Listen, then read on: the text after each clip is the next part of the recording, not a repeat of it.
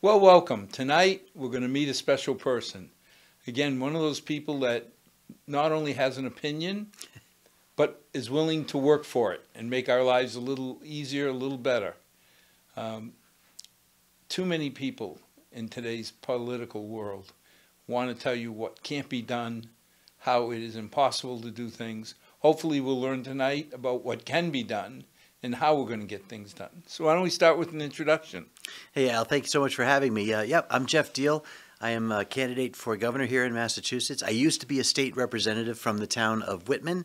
I covered Abington, Whitman, and East Bridgewater from 2011 to 2019. And I'd never been involved in politics before 2010 when I ran for office, but I felt that there was a calling. I was 40 years old at the time. I wasn't a career politician. I was just someone who felt that perhaps I could lend a different opinion and a different attitude on Beacon Hill aside from what was going on. In 2008 and 2009, you probably remember the economic financial meltdown with the subprime loans. A lot of people were, suffering from the mortgage industry, foreclosing on their homes, and state revenue was down. We had a state representative for my district that was the vice chair of education. And, our towns felt that he wasn't doing the best to advocate for the revenue back to the town. So I ended up asking people who would run against him. Nobody said they would. So I read 2 books on how to run for office. And I ran a long shot campaign that nobody thought I could win because his father had been state rep and state senator before him. But I beat an incumbent in 2010, and I went up to Beacon Hill and was put on the Ways and Means Committee, where the state determines, that's the committee that determines state spending for the annual budget. That's the committee. It's the committee to be on. And, I had a really great chance to learn for 4 years exactly where our state revenues go, where we're doing a great job, where we could make maybe make some improvements. And so for 4 years I was on Ways and Means. In 2014 I led a repeal of our indexing of the state gas tax to inflation. That was something that Governor Deval Patrick had proposed. I thought that was going to really be have a negative impact on middle to low income families. And so we won that repeal effort in 2014. Governor Baker, who was then candidate Baker, adopted the same platform, believed in that issue, and we outperformed his race with a ballot question by about 50,000 votes. So we like to think that we helped Charlie get into office with that question. But really, it was most important to make sure that, again, middle to low income families, they get hurt by the gas tax the most. They have less fuel efficient cars. The goods go up because you have to transport them, and in Massachusetts our gas tax would be higher. So, we just felt that it was the right issue to take on, and we won that issue. In 2018 I ran for U.S. Senate against Elizabeth Warren. Did not win that race, of course, but I did get almost 1 million votes, which was actually more than the Democratic nominee for governor that year. So we took that base of support. And I wasn't sure I was going to run for governor in this year, 2022, but talked to some people who felt that, I should give it one more try because I really do care about the people of Massachusetts. And the pandemic, I think, showed that government really took a lot of control over our lives, and people were upset about that. Businesses had been closed. A lot of them didn't make it out of the pandemic. People were forced to get vaccines that, felt that it should have been their personal choice, whether it was their underlying health issues or maybe they got a natural immunity from serving on the front line during the pandemic. Parents that are asking for a stronger voice at school committees with the curriculum that their kids are seeing. Those were all issues that started to really rise to the surface and got me thinking that, maybe I could lend my knowledge about how government works. And at the same time, I come from the private sector. My wife and I own a small business. So also by introduction, I live in the town of Whitman, like I said earlier, but my wife grew up in Whitman. She went on to do a Broadway show, and we met right after she had done a Broadway show, and we got engaged 5 months after we met, and we were married about a year after that, and we went to LA for a number of years to see if she could do TV or film, and then we came back to her hometown of Whitman where her parents live, and we had our 2 kids. My oldest is 20, my youngest is 16, 2 girls. One's in college now, the other one's in high school. And, we were just, we opened a performing arts school. That was my wife's plan B. Yep, so we own a performing arts school. We've had it for 20 years, and I help keep the, we were able to build a brand new building about 9 years ago. So I maintain the building and I help produce the big end of year show. But I also work in the private sector in sales for manufacturing. And that's really how I was able to travel around Massachusetts for years and get to know small business owners and talk about what's important to them. And so again, when I decided to run in 2010, at 40 years old, I really had a great idea of what I thought Massachusetts could be. Milford, for example, we're shooting this episode in this town. Great manufacturing town. You know, I live next to Brockton, you know, former shoe city, just like Milford was. Milford. Right?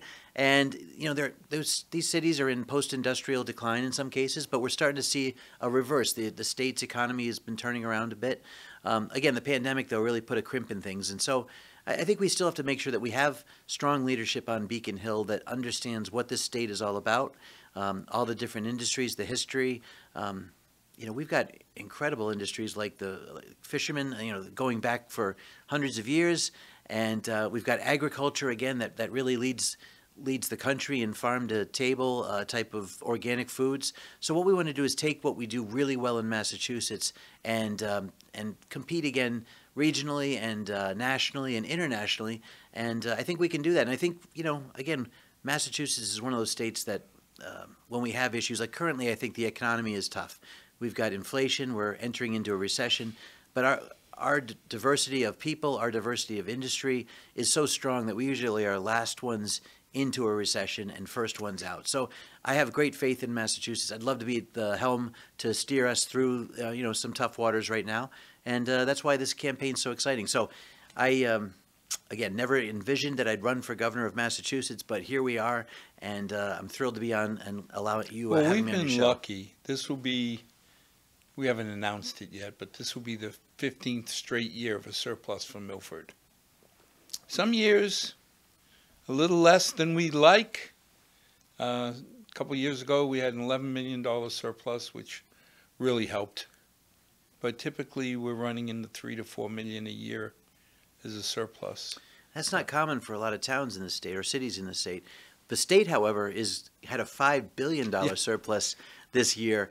Ironically, you know, Beacon Hill leadership has decided that they're not necessarily ready to just hand that money back to the taxpayers, even though there's a state law that says they actually have to give a portion back. So Charlie kind of turned over some apple carts. He did, and unfortunately, it ended up killing the economic development bill that was set to pass in the final weeks of session, because that included some refunds back to the state. I mean, again, right now we're dealing with recessionary cost increases to food. Obviously, fuel right now is through the roof, people buying gas. Home heating oil, as we were in the spring, it was starting to increase. I anticipate we're going to see double the cost of home heating oil in our state. Maura Healey, our Attorney General, who's running for governor, was proud to talk about blocking 2 natural gas pipelines into Massachusetts. But what that's doing is reducing supply and creating a higher cost to heat our homes. So that's going to be a negative effect for a while right now. So we've got some economic challenges. I had a hard time understanding the logic between celebrating that gas prices were going up to $5 a gallon. Yeah, the theory, I guess, is that it's going to force us over to electric cars, but the truth of the matter is the electric grid in Massachusetts isn't ready to handle it. The electric production is nowhere near where we need to be to fuel all those cars. How many of your friends can afford $60,000 electric cars? Exactly. You know, I mean, Milford's a blue-collar town. We've got people who've done well and all for it. But the bread and butter of this town is not people who are going to drive around in $60,000, $80,000 cars. Well, I'm glad you mentioned that, because that's the other thing. I'd like to actually see with the state collecting unanticipated tax revenue that's as excessive as it is. And by the way, this isn't the first year Massachusetts has collected excess tax revenue. What I think we could do is actually cut the excise tax itself. That's been a Korean War era tax that's been put on, you know, new vehicles for years. And really, what sense does it make? Quite honestly, you already pay a sales tax when you buy the car. And if the car is expensive, like an electric car, that's very expensive. You've got that. You have to pay every year to register. You have to pay for the emissions inspections, all that stuff. And then they hit you with this excise tax, and the newer your car is, the more expensive. And the more valuable your car is, the more expensive. So you get a bill, $600, $700, $800 the next year just because you bought a new car. To me, if you want people to get into more fuel-efficient cars and create less impact on the environment, let's get rid of that excise tax. That's one extra hurdle that keeps people from buying a newer vehicle that will actually get them around more efficiently. And again, I think the other concern too is electric cars. It's great. I had a hybrid car myself. The combustion engine would actually power the electric side. But right now, battery, the lithium it would take to build the batteries, that's going to have to be excavated. So there's some environmental impact to that. Well, when I look at the strip mines for lithium, I mean, everybody shuddered at the coal mines, but I don't see much of a difference. Right, I know. You can have an impact there as well. Geoff, before we go on. Oh, yeah. First question. Okay, yeah. I'm sorry. No, it's fine. But the first question, I want to give you a chance. I'm from Milford. Why should I vote for you? If you live in Milford, like again, you live in a great city that's had a traditional history of manufacturing. Perhaps you've lived here your whole life. Perhaps you're a young person that's just finishing high school and you want to stay in Milford. I'm your best choice to lead this state for the next 4 years, and I can tell you why right off the bat. First of all, again, I have that private sector experience that I know what it's like to start a business, put everything you have into it, a life savings. I lived with my in-laws for a year and a half while we built our home. My wife didn't take a salary for the first 3 years that she started her business to get it up and running. So we know what it's like for small businesses to try to grow here in Milford. We also understand if you're somebody that's graduating from high school, you may not want to go to a four-year college. If you do, fantastic, and the state will do what it can to help you. If you've earned the Abigail Adams Scholarship, you can get your tuition free. That's fantastic. But we also have more people than not. Roughly 75% of Massachusetts kids after high school don't go on to a four-year college. They go into a trade, they go into the military, or maybe start working for a small business. So what I want to do is make sure that the work options for you, the trade options, the vocational options are there for you. And I also want to increase capacity for vocational schools as well at the high school level, so you can come right out of high school and start working. Within 4 or 5 years, you might be making way more than the kid who went off to college, built up this huge debt, and has a degree that they can't even get a job from.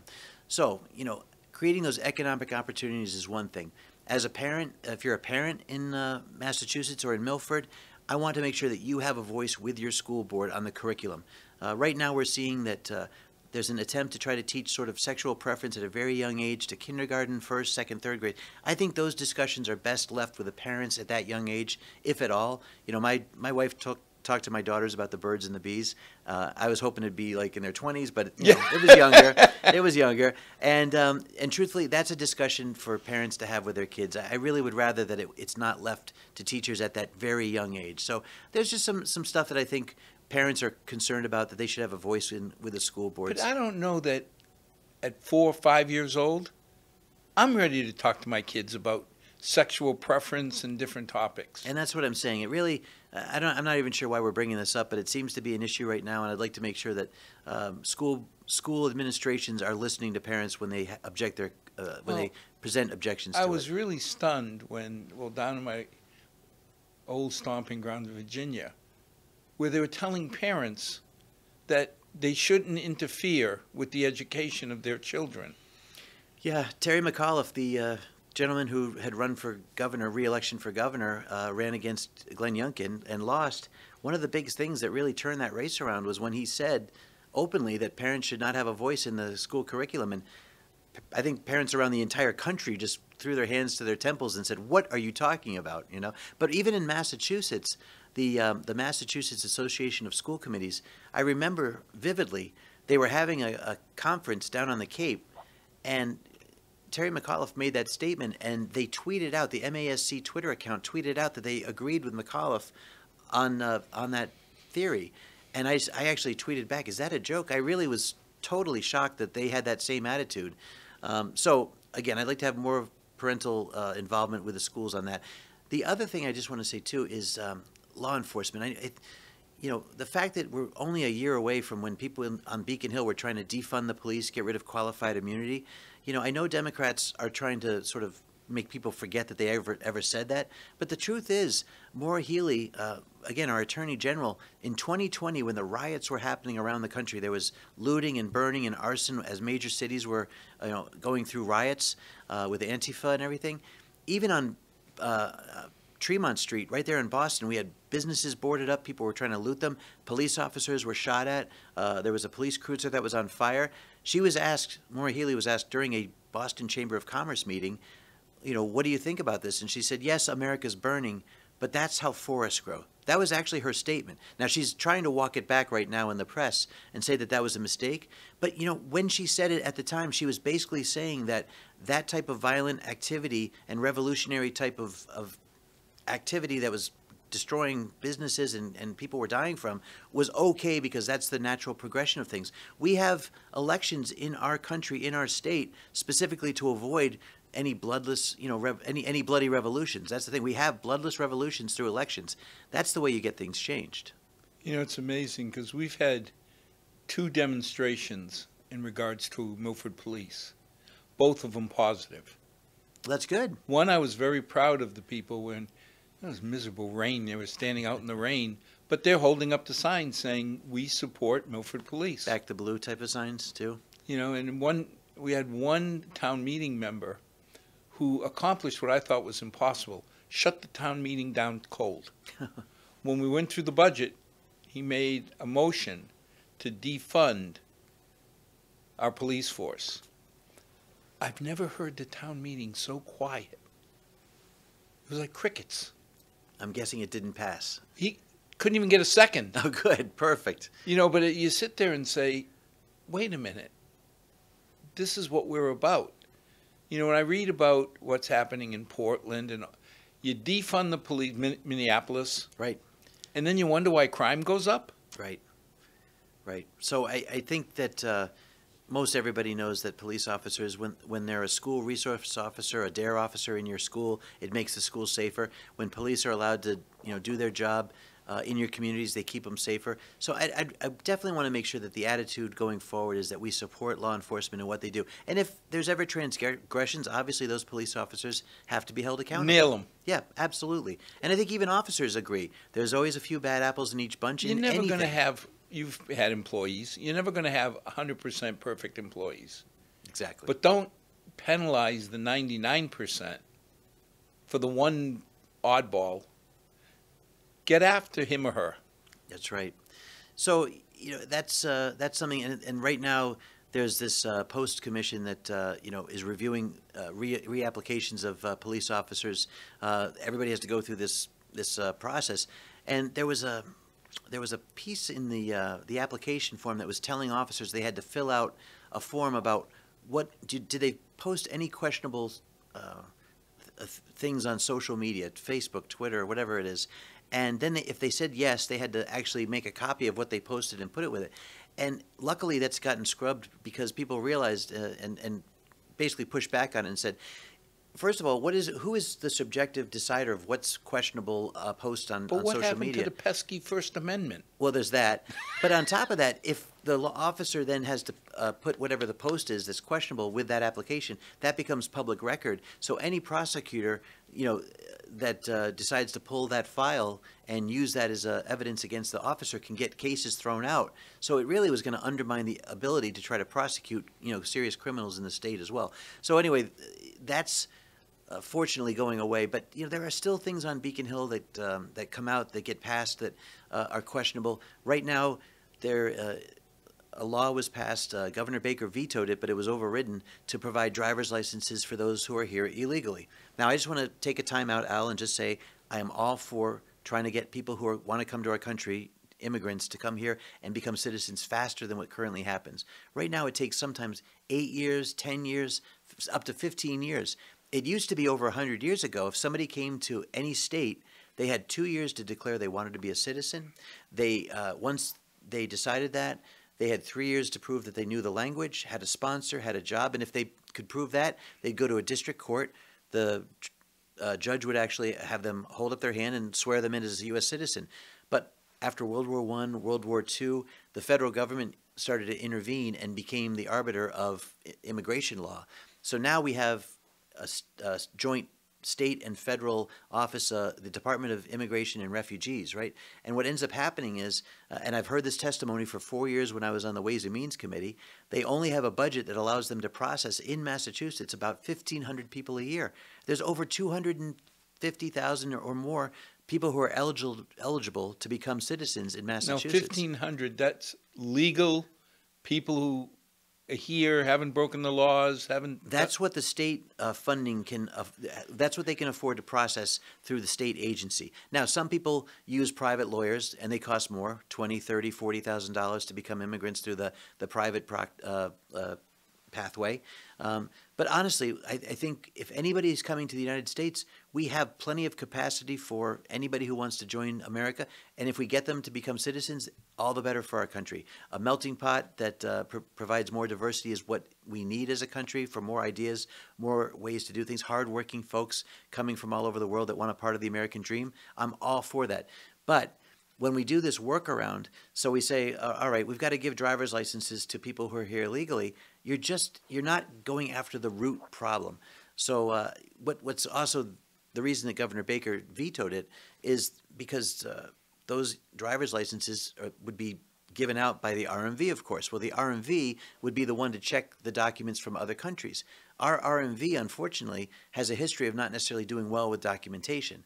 There was thousands of out-of-state vehicle violations from Massachusetts residents that were never processed. There's a famous picture of about 85 boxes where they never pulled the licenses of people who had committed major crimes in other states and should have had their license pulled, resulting ultimately in New Hampshire in the death of 7 Marines who were riding motorcycles up there, and somebody who was an immigrant to our country who's had driving violations and should have lost his license was driving under the influence a truck and killed those 7 Marines on the motorcycles. Now, they just acquitted him, which is a tremendous loss there.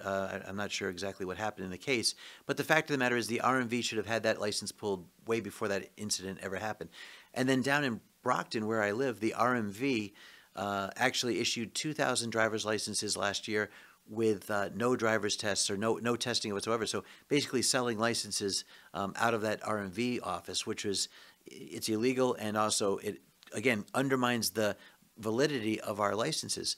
So we've got to make sure that something as valuable as a driver's license isn't just given out. Charlie Baker had said, why not make some sort of ID that allows them to drive, just not a full license, because a license can be used around the rest of the country to do a lot of things. Get on an airplane, there's a lot of security that can be compromised if somebody isn't who they say they are with that Massachusetts license. The only other thing that was a big concern with Governor Baker too was the fact that in 2020 Massachusetts passed a law that said that anybody who gets a driver's license is automatically enrolled to vote. And that includes, that does not differentiate from somebody who may not be here legally. I'm not a citizen. Yep.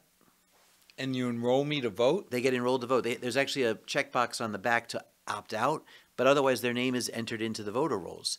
So that creates a situation where somebody who shouldn't be eligible to vote actually has their name on the list to vote. So that was a big reason why he had vetoed it as well. So right now, in fact, as we're talking about the day we're taping here, this episode, I was just in Boston for a press conference. We got a ballot question to repeal this. We needed to get 40,000 signatures. There's now over 100,000 signatures that we were able to collect. So the good news is it will be on the ballot in November 8th, when people vote for governor and all the other offices. They'll have a chance to weigh in on this ballot question to repeal providing driver's licenses for illegal immigrants. But how does a driver's license give you the right to vote? Yeah, so what happens is it's not that they have the right to vote, it automatically enrolls them to vote. So now their name is on the rolls. Essentially, if I'm at the polling station, I'm going to look up and it's going to say Geoff Diehl and check.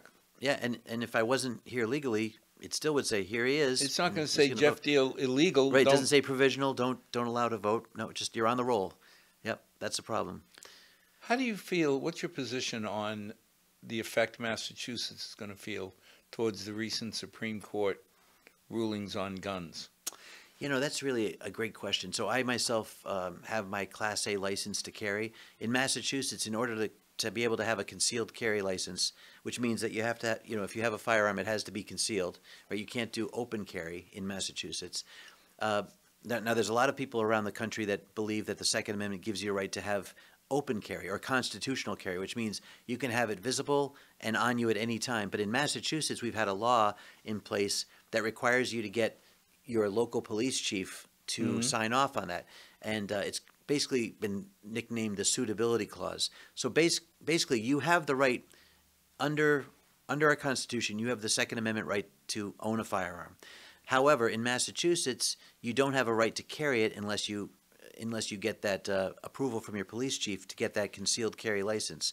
And the police chief can reject you for any reason. So if you, for example, grew up with your local police chief here in Milford and you guys hated each other, and one day you said, well, I want to get my gun license, and he said, well, I just think you're a real reckless kind of person. I'm not giving you your license to carry.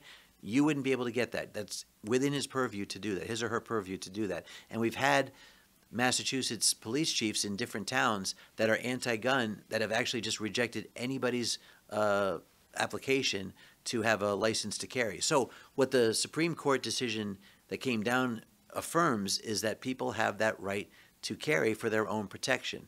So what I think is going to happen in Massachusetts is there's going to be a challenge at some point to that, unless the legislature takes it up themselves and does a repeal of that suitability clause. It doesn't look like they want to take that up themselves, but we'll see. It may end up being a lawsuit that somebody files to reverse the state law that overrides that Second Amendment, because again, the Supreme Court's now upheld your right to carry.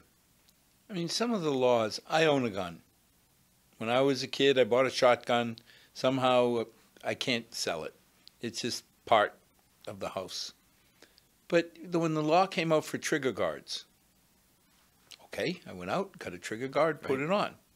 So I consider myself a law-respecting gun owner. But some of the stuff, like ghost guns, I'm confused. No, that's interesting. Guns that are made from parts of other guns that don't have a necessarily... No serial numbers, no traceability. And that's a problem. And you know what? I think when I talk to people who either own gun stores or people who go to gun clubs, gun ranges, and talk to them, I think everybody who is a lawful gun owner wants the system to work correctly. We all have to go through a federal background ID check to make sure that we don't have a violent history. So I know people forget that. People think that gun owners just go to the store and pick one up, and there is a background check currently to make sure that you can own a gun, right? Just like you wouldn't be given a driver's license if you had a history of wrecking cars over and over again, right? So there is a way to make sure that the right people have guns and the wrong people don't have guns. One of the big problems in our state is we have a gun law called Bartley-Fox that if you're caught with an illegal firearm, you're automatically prosecuted for a certain amount of years. The problem is Bartley-Fox has been enforced, I think, like 0 times in the last few decades, because what the prosecutors in Massachusetts do is they end up plea bargaining out. Let's say it's a drug dealer that is dealing drugs and they had a gun on them. They'll plea bargain the gun law away, the Bartley-Fox away, and they'll go for a stiffer sentence on the drug possession or drug selling, right? And so we don't basically enforce the gun laws that are currently on the books, and yet whenever there's a shooting around the rest of the country, everybody in Massachusetts says we have to get tougher on gun laws. We actually have the least amount of gun deaths, I think, in most of the country, because we have reasonable gun laws that are currently in place that make sure that the right people have them. And so again, getting back to my other point, anybody who is a lawful firearm owner would like to see that the wrong people no longer be able to have those guns. It's just that, unfortunately, the only time that we seem to try to enforce any ownership of guns, it tends to encroach further and further on those lawful gun owners who feel that the Second Amendment gives them that basic right to own that firearm. So how does that affect us in the real world? Well, Smith & Wesson out in Springfield is moving their headquarters. They're leaving Massachusetts. They've been around for 150 years. Very traditional manufacturing industry. 750 jobs are going to leave Springfield to go to Nashville, Tennessee, because Maura Healey, our Attorney General, has interpreted the AR-15, which is an Armalite rifle, not assault rifle. AR stands for Armalite, just a style of gun. She determined that the AR-15 looks too much like an assault weapon or too much like a military-style gun. So a look-alike for her, if it looks scary, she wants to ban it. And so they make 60% of their annual revenue comes from making the AR-15 gun. They said, we can't stay in a state where Maura Healey thinks that this gun should be banned. So they're picking up and they're moving out of state. that to me is a bad sign. When we banned the AR-15, didn't we sell more AR-15s in the month before the ban than we had in the previous umpteen years? Well, they're still legal, but because they function like any other gun. One pull of a trigger is Oh, it's a shoots one bullet. semi-automatic. It's not automatic. It's semi-automatic, exactly.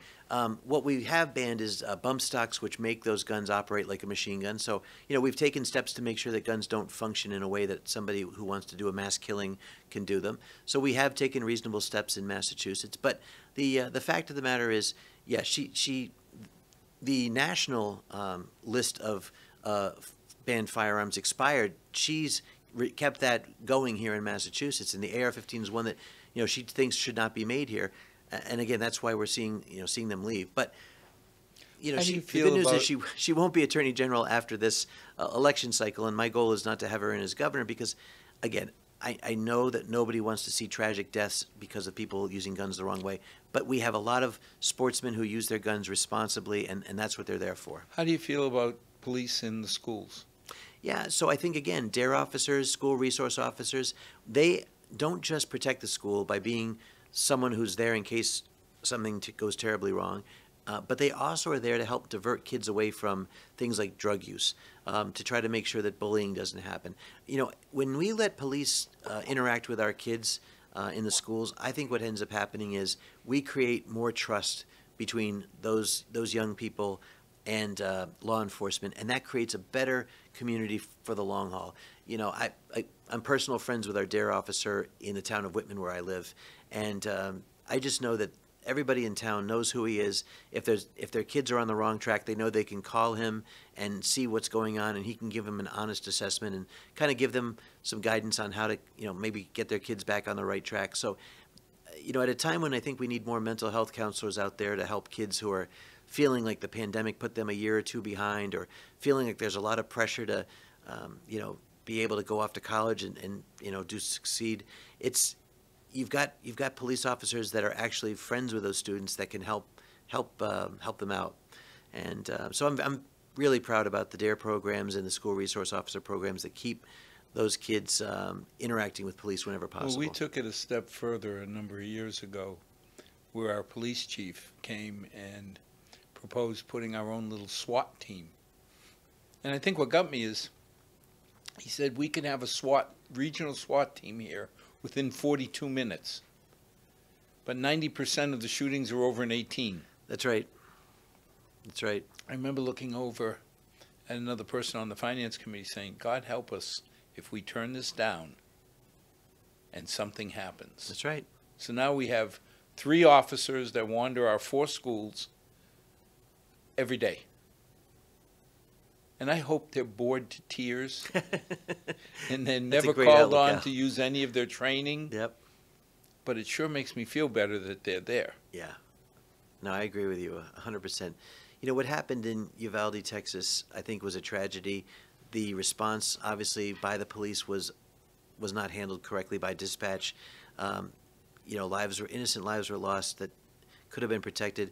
And again, if there was a lot of mistakes made. But if you had an officer in the classroom at the time or in the halls of the school, this thing could have been over much sooner. Well, if you had officers, I love the idea that these officers are in the school every day.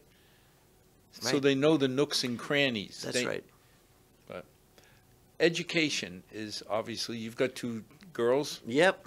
I guess you can't call the oldest a girl. My daughters are 35 and 30, and I still call them my girls. They'll always be the girls, they'll right? Always.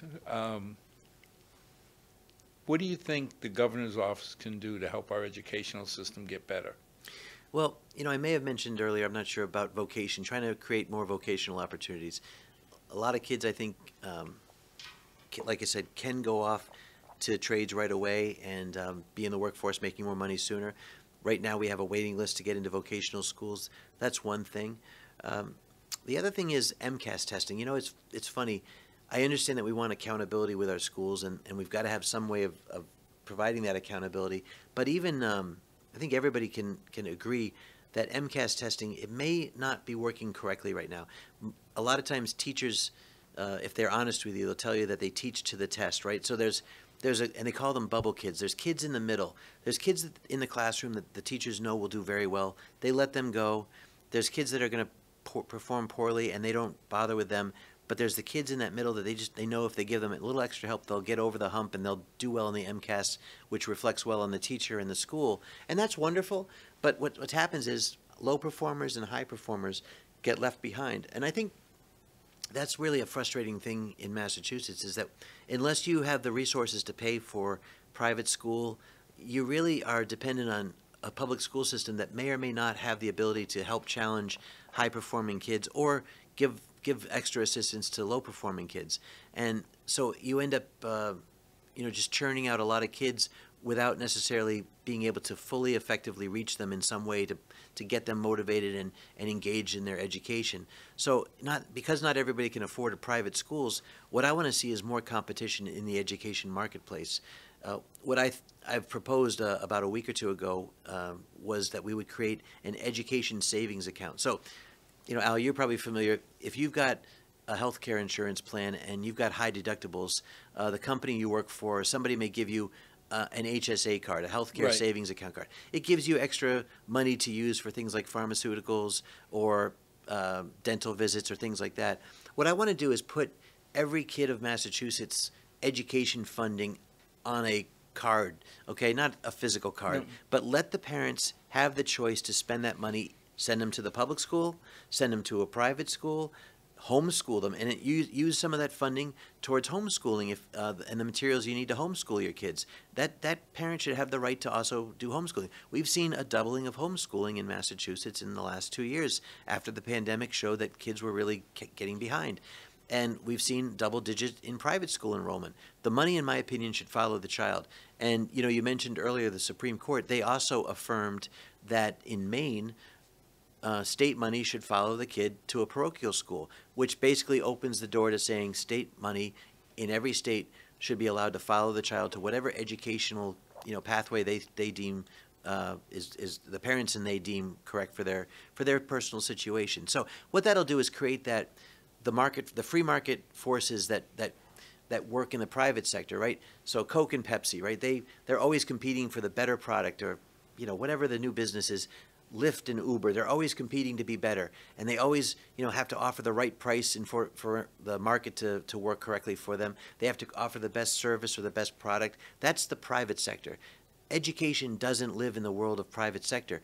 They can keep doing the same thing over and over again for years, and if it's failing, there's nothing to course correct it because there is no private market and market demand to create a better product or service or better cost capping on certain or making sure it's done affordably or at the right value level. So what I want to see is competition in the education marketplace where private schools and public schools are competing for those kids, and public schools have to rethink how they're what they're doing for the kids. Make sure that when kids are thinking about that. Oh, let me put it this way. This is a better way to look at it. Right now, if you want to go to a vocational school in Massachusetts, the money to send a kid to a vocational school comes from the regional school district. So what happens is the regional high school loses the roughly $10,000 per student because it goes to the vocational school. But then the vocational school also charges an additional $4,000 or $5,000 because there's different materials needed. Back to the town. They charge that either back from the school district or the town. So what ends up happening is the school district doesn't want to lose that money to the vocational school, so they don't necessarily recommend a kid who should maybe go to a vocational school to go there because they want to keep that revenue. Vocational schools are being very competitive now. What they do is they provide the vocation training, and a lot of them are starting to put in a core curriculum that's very competitive with the regional school. What I want to do is uncouple that funding from the vocational school from the regional school district so that nobody feels like one district is trying to poach from the other. Let the kid go to the right pathway and make sure that both systems are left whole in the process. So it's a trick, but I think that there's a way to make sure that schools and kids are being guided in the right way by the schools. Let's put it that way. We have a fantastic vocational school, Blackstone Valley. The percentage of graduates that go on to college is extremely high. The testing scores are extremely high, and we're all proud of that. But for years I've said I worry about people like my father. He came over to this country. You put him in an organic chemistry class, he's not going to do well. Not for him. But give him a tool. That's right. The man was an artist. That's right. He could make things happen with tools that I couldn't even imagine. But he would never get into a Voc school, our Voc school, because you got to be in the top 20% of the academic class. And that's the problem right now. Voc schools have taken on a different life of their own, and they're harder to get into just from the waiting list as well. You know, right, there's people that have a life interest in working in automotive, and their minds are like computers. They know every part of every car, of every make, of every model, and that's amazing, and I could never do that. So let's find them the right path for them that and makes it's good them happy. money. Yeah. I mean, it's not like you're going to learn to say, do you want fries with that order? Right. You know, I mean, these Those are people are making entry-level jobs $50,000, and- $60,000, $70,000 as biotech operators. That's right. You know, you don't have to go on for a PhD. Yeah. No, so I think that we as a state have always been a national leader in education. In fact, if Massachusetts is considered a country, it ranks in the top of the world as far as what we do for education. And that's not just our excellence in elementary and high school, but also colleges. Massachusetts has the world leading private colleges, but we also have an incredibly robust state college system, whether it's UMass Dartmouth down in the South Coast with marine sciences and all that, whether it's agriculture out at UMass Amherst. UMass Boston does an incredible job with the medical field and churning out tons of nurses and doctors. So we do a great job as a state with our college system, providing that workforce training that people need to get those jobs. That helps sustain not just Massachusetts industries, but really they become leaders around the rest of the world. By the way, my biggest favorite sleeper thing that nobody knows about, I shouldn't talk about, is Mass Maritime Academy down in Woods Hole. They are incredible. They have almost 100% job placement rate when you graduate from Mass Maritime. And the people that work, the kids that go to Mass Maritime get careers all across the globe in transportation, in freight transportation and navigation, engineering. But they have also many other skills. You have to learn how to cook on those ships so they can get culinary degrees. It's one of the best maritime schools in the world, and it's right there in our shores. Well, I think it's hard because you've got these little unknown schools like Harvard and MIT. The shadow they throw. That's true. You know, you start looking at, I went to Holy Cross, and I'm proud of it. Great school. And you start looking at what they have to do, even that other Jesuit school, Boston College. Fantastic schools. But when you look at the shadow they're living under, it's hard. The Maritime is one that nobody thinks about. You know what they say about Harvard man, right? You can tell a Harvard man, you just can't tell a Harvard man anything. Oh, jeez. Right? But no, you're right. I mean, those are world-class educational facilities that compete globally for the top talent that goes there. But you know what? Our state school system is right there. Well, UMass Amherst has come so far since we graduated high school. It's amazing, and how hard it is to get in there now, because it's a difference of graduating with half the debt. Yeah. Yeah, I mean, the state actually operates a school to produce lawyers. We didn't have that, I think 5 or 6 years ago. So we're able to, again, give most of the kids in our state the opportunity to go to college and pretty much pick up any skill or life career that they want to do. And we're proud of that law school. Francis Larkin, one of our favorite sons here, had a heavy hand in getting that established. Yeah, that's awesome. It really is nice. I mean, and that's taking care of our own. And again, getting back to what we originally talked about, why do I want to be governor for Massachusetts? I want to make sure that we're continuing to look at what is best for the residents of our state, whether it's the careers they want to do, whether it's the fact that they may want to retire here and they just feel like it's got to be more affordable. Right now, if somebody wants to retire, you can sell your home for a decent amount of money, but where are you going to move to after you go there? What do you downsize to? And same thing, if you're a kid who's graduated college and you want to stay in Massachusetts, where do you go for your first home? Very expensive. So we've got to affect cost of living. I think East-West Rail across Massachusetts could help us unlock certain regions of the state that can create more affordable housing community developments. I think South Coast Rail can do similar. I think they can also increase tourism to our state, although who doesn't know why it's a great state to come? You can ski in the winter. You can go to the Cape on the beaches in the summer. You've got the islands to go to, but you've got every great restaurant. You've got zip lining in central Massachusetts. You've got, world-class theaters downtown. There's nothing you can't do in Massachusetts, and yet we're a stone. You can just you shoot down to New York on a quick and easy flight. You can drive up to New Hampshire or Maine for a quick getaway weekend if you want to. We really are, I think, what are they? Pennsylvania is called the Keystone State, but we're like a keystone to all the great things you can do in the whole Northeast. And when they talk about gateway cities, I look at Massachusetts as a gateway state. That's it. That's the best term for it, gateway state. And well, you mentioned the effect of taxes on lower income. Now, in Milford, we're always very sensitive to the fact. I mean, we're great and happy that so many of the Milfordians and their kids are doing well. But we got to always keep in mind that the people who built Milford, some of them are living on $1,500, $1,800 a month of Social Security. Is the tax system fair? When I first ran for state representative in 2010, the state had just 1 year earlier gone from 5% sales tax to 6.25%. Now, I think everybody knows that ultimately the businesses that have to enforce that tax, right, put that tax on the product or service, they're not going to eat that cost. They pass it on to the customer, which is the resident of Massachusetts. And too many times, a new cost, right now, all this goal to put renewable energy into our state, wind and solar, it sounds great, and I'm all for renewable energies because, let's reduce our carbon footprint. That's great. But what they're doing is the cost of the R&D for all that, those wind farms they want to put on the coastline, the solar panels they want to put, they're clear cutting, trees in areas to put solar panels down. It kind of seems crazy to me. That cost is being passed on to our ratepayers for our energy right now, and it's getting more and more expensive just to pay for keeping your house warm or keeping it cool in the summer.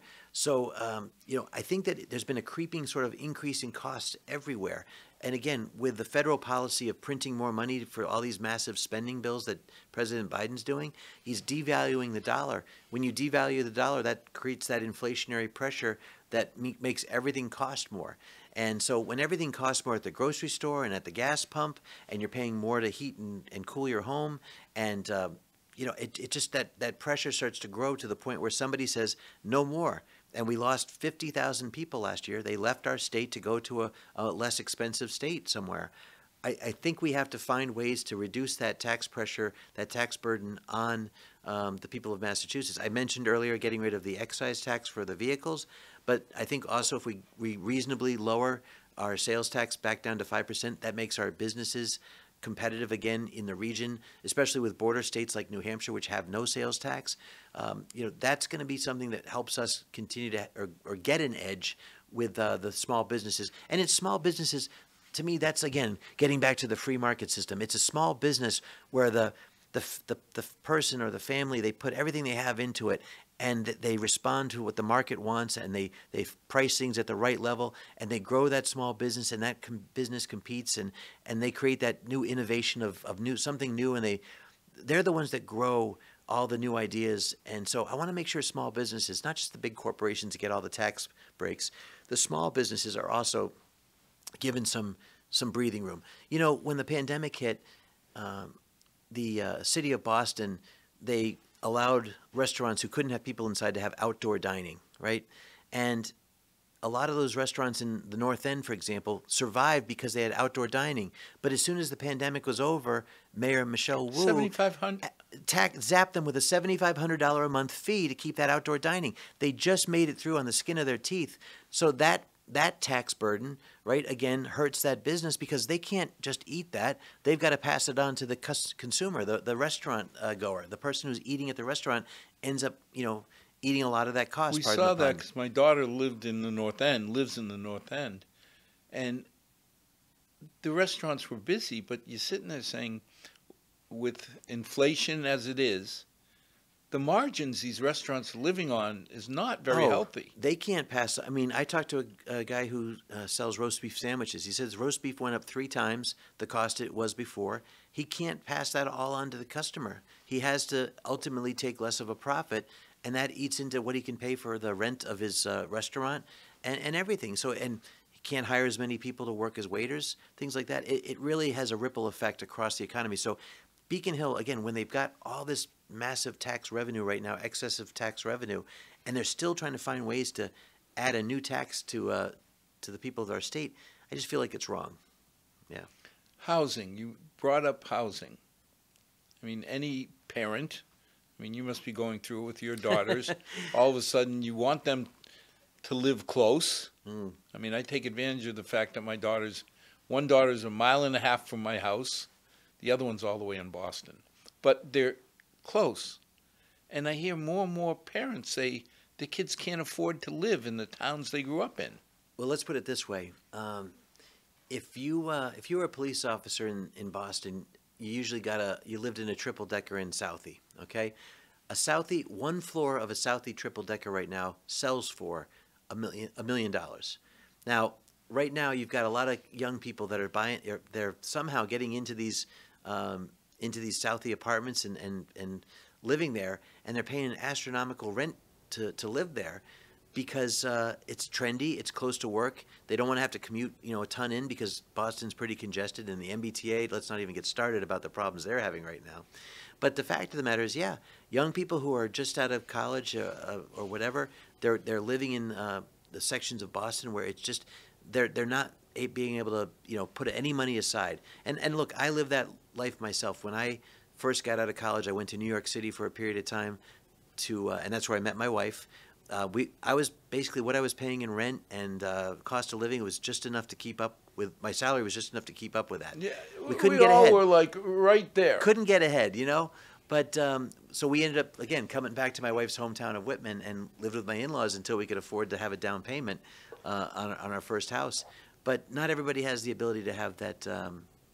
But did you walk out with $50,000 to $100,000 of student debt? Oh, believe me, I had student debt to cover when I graduated. So my wife, thank God, my wife was great with the books when we first got married. I was earning it, and she was firing everything we put us into an account, to save for the wedding, to save for the this, that, and the other thing, and to retire my debt. I don't know how the kids get started now, because when we graduated, most of us, we didn't have much money, but we didn't have debt. Yeah. I mean, Holy Cross, which I found amazing that my parents could afford to pay $6,200 a year. Wow. All in. That actually was a pretty good amount back then, too, yeah. But when I graduated, I never thought that they had paid for it. Right. So you could go and buy your first house. You had to get a car. I mean, I don't know how these kids, when they got $1,000, $1,500 a month payments in school loans. It's worse, but it's worse than that, Al, because not a 4-year degree nowadays doesn't always get you a job. Sometimes you have to have a master's to be able to finally get the job that actually starts to help you retire that debt and be able to afford to have that starter home or at least that apartment, So yeah, kids nowadays, I think graduating are really looking at hard choices when it comes to where they're going to live. So again, affordability for housing. I was on the housing committee when I served in the legislature as well. And one of the things I think we can do is try to help streamline some permitting for construction projects across the state. I think what the state can also do is try to unlock some properties that are currently like brownfield. So if there's a contaminated area in a certain town, in the town of Whitman where I live, for example, right next to our train station is a brownfield from where there used to be the tanneries from the shoes. The chemicals from the tanneries contaminated the soil. If the state can take some of the funding that we have to remediate brownfields and unlock some of that land right next to a train station, for example, we can have multifamily or multi-unit housing at affordable levels right near public transportation. So if they can't afford to have a car, for example, they could at least commute in and out of either Boston or over to Brockton or wherever their job is, as long as they're on that public transportation line. So what Governor Baker's done as far as trying to incentivize or streamline the ability for those smart housing projects right near commuter rail lines, That's smart. That's something I want to continue to do.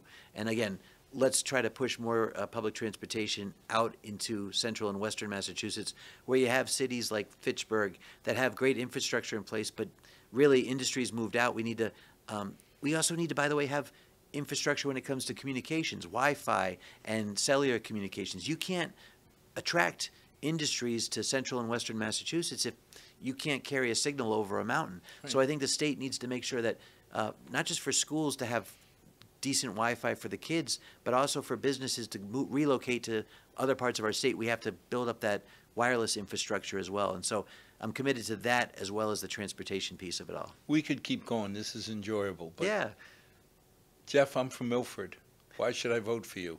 Well, I'll tell you why. Because you as a Milford citizen and any citizen in Massachusetts are going to be able to come up to Beacon Hill, knock on the governor's door, and what I want to do is before 9 o'clock have a time when people, the public, can come and sit down with me and just tell me what their ideas are. I'm not asking for people to come up and complain about things. I'm asking for people to come up, sit down with Geoff Diehl, and tell me what your good ideas are for running the state. Because I tell you, when I was a state rep for 8 years, the best ideas I had for the work I did on Beacon Hill came from the people who lived in the community, were volunteers, or worked in town agencies, and they always told me what they thought were the best practices for things, and I tried to get those things done on Beacon Hill. That's the success that we're going to have, is letting people have their voice heard and actually be a conduit for it. So I'll be your voice, and I'll be the voice of the people from Milford and the people of the whole Commonwealth when I serve as your next governor. Well, as always, I've always said I'll never ask you to vote for a specific candidate, but I will beg you to get to know the candidates and to vote. There's nothing more important than getting out and picking the person that you think will be the best for the Milford area. So please, when the day comes, primary's coming up, and now you can do it by mail, you can do it in person. Early voting. Early voting, carrier pigeon, there's all sorts of ways you can vote, but please get out and vote. We need to get the numbers up. I mean, our spring election was less than 10% of our eligible voters. So I'm begging. And Al, I want to thank you for providing a forum so that candidates can come and actually just let people know exactly who they are. You know, it's not easy to get out there and talk to as many people as you need to talk to as a candidate. When you provide this type of environment, it makes it really nice and easy. Thank you. As always, to our 6 loyal viewers, may God bless. May tomorrow be a better night than tonight. Thank you.